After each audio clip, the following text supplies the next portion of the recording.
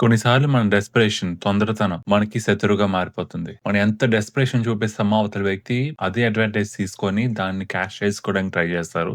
అలాంటి kind of ఎన్వైర్న్‌మెంట్‌లో మనం ఉంటున్నాం ఈరోజు. ఈరోజు నేను చెప్పే స్టోరీ ఒక ఇండియన్ స్పెసిఫిక్ స్టోరీ కాదు. ఒక చైనీస్ ఇండివిడ్యువల్, ఒక చైనీస్ వుమెన్ ఏ విధంగా స్కామ్ అయింది, ఏ విధంగా ఆల్‌మోస్ట్ ఒక 70,00,000 వరకు లూజ్ అవ్వడానికి రెడీ అయిందో, ఎంత లేట్‌గా రియలైజ్ అయిందో ఈ స్టోరీలో మీకు తెలుస్తది. మనం అన్నీ కూడా నిజమే అనుకుంటాం. అందరూ చెప్పేది నిజమే అనుకుంటాం. ఎందుకంటే డెస్పరేషన్‌లో ఒక కైండ్ ఆఫ్ ట్రామాలోకెళ్ళిపోతాం మనం. ఓకే. సో, ఎవరు చెప్పినా సరే ఓకే. మనకు కావాల్సిందేంటి?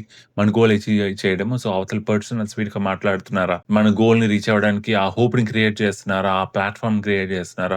ఆ పాత్‌వేని క్లియర్ చేస్తున్నారా? అన్న యాస్పెక్ట్‌లోనే ఆలోచిస్తాం తప్ప, సో, ఓకే. ఇది నిజమా? కాదా? ఇదా? మనం రీసెర్చ్ ఏమైనా చేసుకుంటున్నామా? అన్న ఒక థాట్ ప్రాసెస్ మాత్రం మిస్ అవుతాము. ఆ టైమ్ పీరియడ్‌లోనే స్కామ్స్‌కి గురవుతారు. సో, ఈ చైనీస్ ఆమె పేరు టింగ్ టాంగ్ బావ్. ఆమె కెనడాలో స్కామ్‌కి గురైంది. ఆల్మోస్ట్ ఆమె $110,000 Canadian dollars agreement sign up చేసుకుంది. పర్టిక్యులర్ ఇమిగ్రేషన్ కన్సల్టెంట్‌తో. 110,000 ఒకేసారి కాదు. డిఫరెంట్ డిఫరెంట్ ఇంటర్వెల్స్‌లో స్టేజెస్ వైస్ పే చేయడానికైతే యాక్సెప్ట్ చేసింది. ఇండివిడ్యువల్‌గా ఏమైందారంటే ఫ్యామిలీతో పాటు ఈమె, వాళ్ళ హస్బెండ్, వాళ్ళ పాప కలిసి కెనడాకి ఇమిగ్రేట్ అయ్యారు.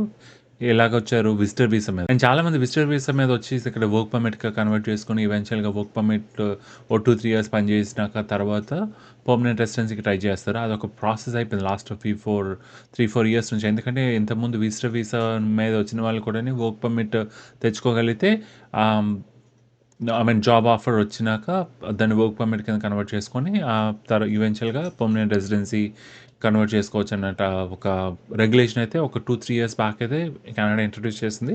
ఇప్పుడు తీసేసింది ఆఫ్‌కోర్స్. ఎందుకంటే చాలామంది మిస్‌యూజ్ చేశారు. సో, ఆ లై లూప్ లైన్‌లో వచ్చిన వ్యక్తి ఈమె. సో, సాస్కాచెవాన్ అని ఒక ప్రావిన్స్ కెనడాలో వాళ్ళు జూన్ హెచ్ఆర్ సొల్యూషన్స్ అని ఒక కన్సల్టెంట్‌కి ద్వారా సైన్ అప్ చేసుకున్నారు. సో, ఏజెంట్ ఆబ్వియస్‌లీ మనీ ఉండేటప్పుడు చాలా స్వీట్‌గా మాట్లాడతారు కదా! హోప్స్ అంతా రైజ్ చేసేసి ఫుల్‌గానే ఓకే. మీకు పీఆర్ వచ్చేస్తదన్న టైప్ ఆఫ్ గ్రీన్ విజన్ అంతా చూపిచ్చారు. ఆబ్వియస్‌లీ వీళ్ళు నమ్మారు. ఆ క్షణానికి ఎవరన్నా బహుశా నమ్ముతారేమో. సో, మనకెందుకంటే మన అల్టిమేట్ గోల్ రీచ్ అవ్వాలి కాబట్టి ఓకే. వీళ్ళు హెల్ప్ చేస్తా అంటున్నారు కాబట్టి వై నాట్ అని చెప్పేసి ఎవరైనా నమ్మేస్తాం. అండ్ ఓవరాల్‌గా ఈ 110,000 కెనేడియన్ డాలర్స్ పే చేయడానికి యాక్సెప్ట్ చేశారు. ముందుకెళ్ళాలంటే ఆబ్వియస్లీ $40,000 అప్‌ఫ్రంట్ పే చేయాలి. సో, పే చేసేసారు కూడా. ఈమె మిస్ అయిన విషయం ఏంటంటే, ఆ particular immigration consultant licensed consultant కాదు. ఎవరు పడితే వాళ్ళు ఇమ్మిగ్రేషన్ పోర్టల్‌లోకెళ్ళి ఫైల్ చేసుకోకూడదు. మీరు ఇండివిడ్యువల్‌గా ఫైల్ చేసేసుకోవచ్చు. అది సెల్ఫ్ ఫైలింగ్ ఉంటుంది. ఆ ప్రాబ్లమ్ లేదు. బట్ మీరు ఇమ్మిగ్రేషన్ అంటే థర్డ్ పర్సన్‌ని యూజ్ చేశారంటే ఆబ్వియస్‌లీ ఆ consultant authorized consultant అయ్యుండాలి.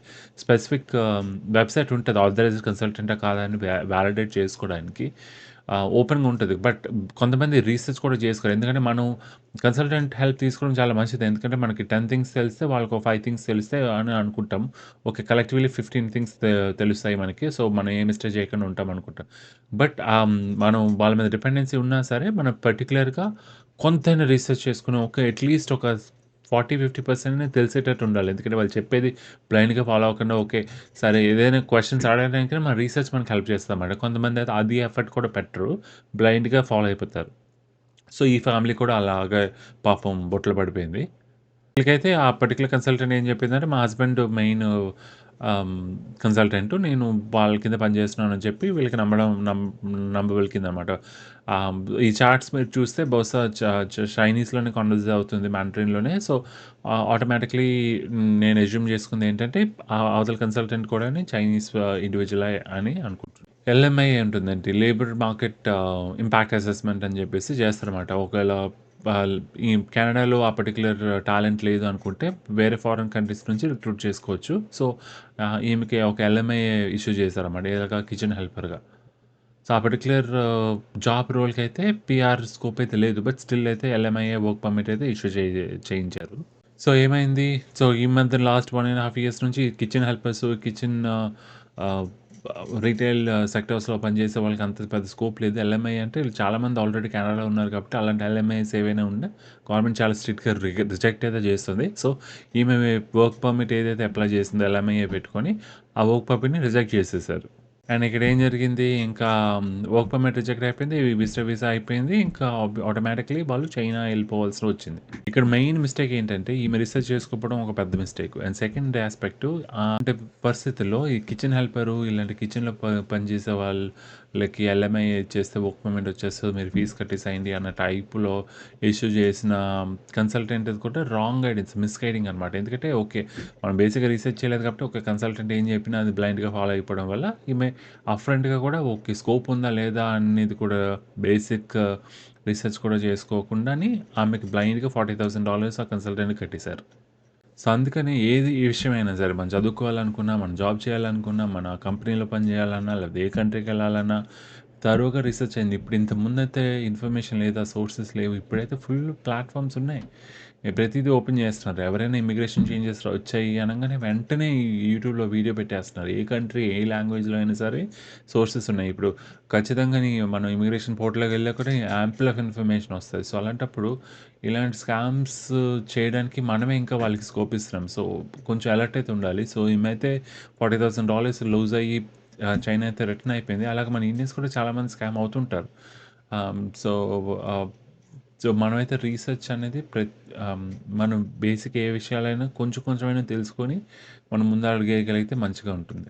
Especially consultants మీద మీరు ఇండియాలో ఎవరి మీదైనా రిలై అయ్యుండుంటే అసలా కెనడాకి లేకపోతే ఏ కంట్రీకైనాని ఆ పర్టిక్యులర్ కన్సల్టెంట్ అసలు ఆథరైజ్డా కాదా అని చూసుకోవాలి. ఎందుకంటే ఎక్కడ పడితే అక్కడ పుట్టగొడుగుల్లా వచ్చేస్తుంటాయి కొన్నిసార్లు. ఎందుకంటే డిమాండ్ ఉందంటే ఆబ్వియస్‌లీ వీళ్ళందరూ వచ్చేసి మేము సప్లై చేయడానికి రెడీగా ఉన్నాం అనుకుంటారు.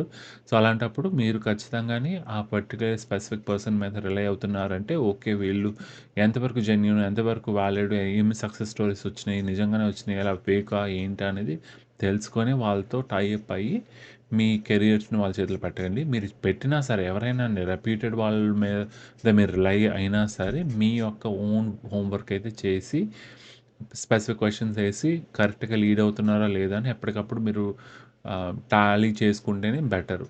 ఆ టైమ్స్‌లో ఉన్నాం మనం.